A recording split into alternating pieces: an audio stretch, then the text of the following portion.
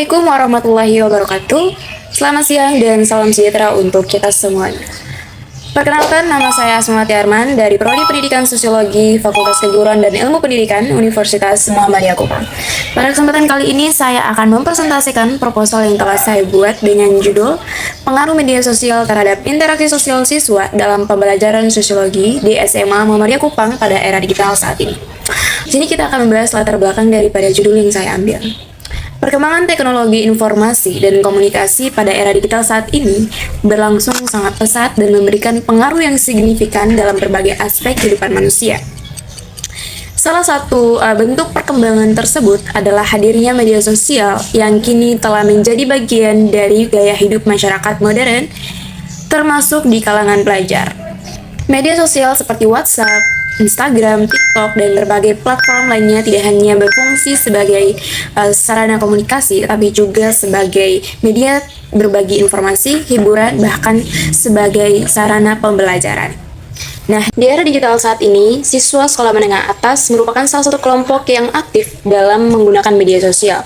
Hampir setiap hari, siswa mengakses media sosial untuk berinteraksi dengan teman sebaya, mencari informasi, maupun mengekspresikan diri. Seperti yang kita ketahui, realitasnya yang terjadi di lapangan menunjukkan bahwa pengguna media sosial yang berlebihan itu dapat berdampak pada menurunnya kualitas interaksi sosial siswa secara langsung di lingkungan sekolah. Banyak siswa juga hanya fokus dengan medsos saja dibandingkan dengan berinteraksi secara aktif dengan teman maupun guru dalam kelas. Hal ini dapat terlihat dari kurangnya partisipasi siswa dalam diskusi, rendahnya keaktifan dalam kegiatan kelompok, serta berkurangnya komunikasi interpersonal secara langsung. Jika kondisi ini terus berlangsung, maka dapat memengaruhi efektivitas proses pembelajaran, khususnya dalam mata pelajaran sosiologi. Di SMA Muhammadiyah Kupang, sebagai salah satu lembaga pendidikan menengah juga tidak terlepas dari pengaruh perkembangan teknologi dan penggunaan media sosial oleh siswa. Sebagian besar siswa kebiasaan berinteraksi secara digital dalam kehidupan sehari-hari. Kondisi ini tentu berpotensi memengaruhi pola interaksi sosial mereka, baik di dalam maupun di luar kelas, termasuk dalam proses pembelajaran sosiologi. Latar belakang masalah yang telah saya jelaskan, maka rumusan masalah yang dapat saya tentukan yaitu bagaimana pengaruh penggunaan media sosial terhadap interaksi sosial siswa dalam proses pembelajaran sosiologi di SMA Muhammadiyah Kupang pada era digital saat ini, dan apa saja faktor yang menyebabkan media sosial memengaruhi interaksi sosial siswa dalam pembelajaran sosiologi di SMA Muhammadiyah Kupang. Adapun tujuannya yaitu untuk mendeskripsikan pengaruh penggunaan media sosial terhadap interaksi sosial siswa dalam proses pembelajaran sosiologi di SMA Muhammadiyah Kupang pada era digital saat ini, dan tujuan yang kedua yaitu untuk menganalisis faktor-faktor yang menyebabkan media sosial memengaruhi interaksi sosial siswa dalam pembelajaran sosiologi di SMA Muhammadiyah Kupang. Adapun manfaat dari penelitian, yaitu manfaat yang pertama, manfaat teoritis, yang dimana penelitian ini diharapkan dapat memberikan kontribusi bagi pengembangan ilmu pengetahuan, khususnya dalam bidang pendidikan dan sosiologi, dengan memperkaya kajian mengenai penggunaan media sosial serta pengaruh terhadap interaksi sosial siswa dalam proses pembelajaran sosiologi. Manfaat yang kedua yaitu manfaat praktis, di mana manfaat ini bagi peneliti, bagi sekolah, bagi guru mata pelajaran sosiologi, dan juga bagi siswa. Yang kita akan membahas di bab yang kedua yaitu tinjauan pustaka, yang dimana di sini menjelaskan tentang media sosial, interaksi sosial, dan juga pembelajaran sosiologi. Nah, di sini yang pertama kita akan membahas soal media sosial. Nah, media sosial itu merupakan salah satu bentuk perkembangan teknologi informasi dan komunikasi yang mengalami pertumbuhan sangat pesat pada era digital saat ini. Secara umum, media sosial dapat diartikan sebagai media berbasis internet yang memungkinkan pengguna untuk berinteraksi, berbagi informasi, membangun jaringan sosial, serta menciptakan berbagai bentuk konten digital. Menurut Nasrullah, media sosial merupakan medium di internet yang memungkinkan pengguna untuk mengekspresikan dirinya, berinteraksi, bekerja sama, berbagi informasi, dan membangun hubungan sosial secara virtual. Pendapat ini menegaskan bahwa media sosial telah menciptakan ruang sosial baru yang memungkinkan individu untuk berinteraksi tanpa harus bertemu secara langsung. Selanjutnya, media sosial sebagai ruang interaksi sosial. Nah, di mana perkembangan teknologi informasi dan komunikasi telah membawa perubahan yang sangat besar terhadap pola interaksi sosial masyarakat. Jika masa sebelumnya interaksi sosial lebih banyak dilakukan secara langsung melalui pertemuan tatap muka, maka pada era digital saat ini interaksi dapat berlangsung melalui berbagai media berbasis internet. Kehadiran media sosial telah menciptakan ruang sosial baru yang memungkinkan individu berkomunikasi, bertukar informasi, dan membangun hubungan sosial tanpa dibatasi oleh jarak maupun waktu. Pembelajaran sosiologi. Pembelajaran sosiologi merupakan proses pendidikan yang bertujuan untuk membantu peserta didik memahami berbagai fenomena sosial yang terjadi dalam kehidupan masyarakat.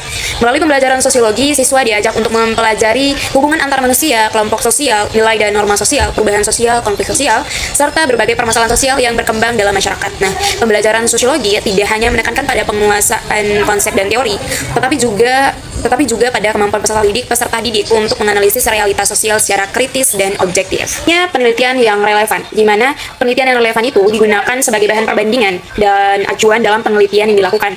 Penelitian terdahulu membantu peneliti memahami hasil-hasil penelitian sebelumnya yang berkaitan dengan media sosial dan interaksi sosial sehingga dapat diketahui persamaan, perbedaan, dan posisi penelitian yang akan dilakukan. Nah, di sini saya mengambil beberapa penelitian terdahulu. Yang pertama itu penelitian oleh Alivia Oktavianti dan Jainal Arifin, itu pada tahun 2022. Dan selanjutnya itu penelitian oleh Adi Trianto pada tahun 2019. Selanjutnya kita akan membahas kerangka berpikir. Nah, berdasarkan teori interaksionisme simbolik yang dikemukakan oleh George Herbert Mead dan Herbert Blumer, interaksi sosial terjadi melalui proses pertukaran simbol yang memiliki makna tertentu. Dalam media sosial, simbol tersebut dapat berupa tulisan, gambar, emoji, video, komentar, dan berbagai bentuk komunikasi digital lainnya. Siswa memberikan makna terhadap simbol-simbol tersebut dan menggunakannya dalam proses komunikasi serta interaksi sosial. Oleh karena itu, media sosial menjadi ruang sosial baru yang memengaruhi cara siswa berinteraksi dan membangun hubungan sosial. Selain itu, teori masyarakat jaringan dari Manuel Castells menjelaskan bahwa perkembangan teknologi informasi telah membentuk masyarakat yang terhubung melalui jaringan digital. Dalam konteks ini, siswa tidak hanya berinteraksi dalam lingkungan sekolah secara langsung, tetapi juga terhubung dalam jaringan sosial digital yang memungkinkan mereka berkomunikasi dan berinteraksi dengan berbagai pihak. Kita akan bahas pada bab 3, yaitu metode penelitian. Nah, di sini yang pertama kita akan bahas soal jenis penelitian. Nah, penelitian ini menggunakan jenis penelitian kualitatif deskriptif. Penelitian kualitatif deskriptif dipilih karena penelitian ini bertujuan untuk memahami dan mendeskripsikan secara mendalam fenomena penggunaan media sosial serta pengaruhnya terhadap interaksi sosial siswa dalam pembelajaran sosiologi di SMA Muhammadiyah Kupang. Selanjutnya yaitu tempat dan waktu penelitian. Nah, tempat penelitian ini dilakukan di SMA Muhammadiyah Kupang yang berlokasi di Kota Kupang, Provinsi Nusa Tenggara Timur. Dan untuk waktunya yaitu dilaksanakan pada semester ganjil tahun ajaran 2026-2027, yaitu mulai bulan Juli 2026 sampai dengan Agustus 2026. Yaitu subjek penelitian. Nah, di mana subjek dalam penelitian ini adalah siswa SMA Muhammadiyah Kupang yang mengikuti pembelajaran sosiologi. Penelitian ini terdiri dari siswa kelas 11 SMA Muhammadiyah Kupang. Selain siswa, penelitian ini juga melibatkan guru mata pelajaran sosiologi sebagai informasi pendukung untuk memperoleh informasi mengenai aktivitas interaksi sosial siswa selama proses pembelajaran berlangsung. Selanjutnya yaitu teknik pengumpulan data. Nah, di mana teknik pengumpulan data merupakan langkah yang dilakukan peneliti untuk memperoleh informasi yang diperlukan dalam menjawab rumusan masalah yang mencapai tujuan penelitian. Memilih teknik pengumpulan data harus disesuaikan dengan jenis penelitian dan sumber data yang digunakan agar data yang diperoleh akurat dan dapat dipertanggungjawabkan. Selanjutnya yaitu analisis data, di mana analisis data itu sendiri merupakan proses mengolah, mengorganisasi, dan menafsir data yang telah diperoleh dari lapangan, sehingga dapat menjawab rumusan masalah dan mencapai tujuan penelitian. Nah, penelitian ini menggunakan pendekatan kualitatif sehingga analisis data mengacu pada model yang dikemukakan oleh Miles dan Huberman yang meliputi tiga tahap. Yang pertama itu redukasi data, di mana redukasi data ini adalah proses memilih, memutuskan perhatian, menyederhanakan dan mengelompokkan data yang diperoleh dari hasil observasi, wawancara, dokumentasi maupun sumber lainnya. Terus yang kedua yaitu penyajian data, di mana setelah data direduksi, langkah selanjutnya adalah menyajikan data dalam bentuk uraian naratif, tabel atau matriks sehingga informasi itu menjadi lebih terstruktur dan mudah dipahami.